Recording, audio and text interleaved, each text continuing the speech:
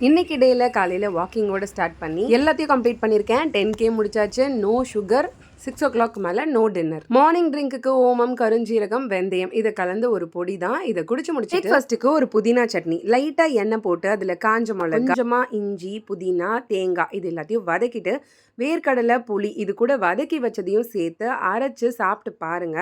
4 தோசை உள்ள போகும். மார்னிங்கே ரொம்ப ஹெவியா சாப்பிட்ட மாதிரி இருந்ததால மத்தியானம் ரைஸ் எடுக்கல. கொஞ்சமா இந்த கீரை கூட்டு, கையில கிடைக்கிற வெஜிடபிள்ஸ் எல்லாம் போட்டு ஒரு எக் ஆம்லெட், லைட்டா பன்னீரும் போட்டுக்கிட்டேன். இதை சாப்பிட்டதுக்கு அப்புறம் எதுவுமே சாப்பிட தோணாது, அந்த அளவுக்கு ஃபில்லிங்கா இருந்தது. ஈவினிங் வெளியே போக வேண்டிய வேலை இருந்தது. 5 o'clock கிளம்பியாச்சு. ஸோ 6 o'clock முன்னாடி எதுவும் சாப்பிட முடியல. இந்த சிக்கனுக்கு கூட டெம்ட் ஆகல. இந்த பலாப்பழத்தை சாப்பிட முடியலன்னு தான் ரொம்ப கஷ்டமா இருந்தது.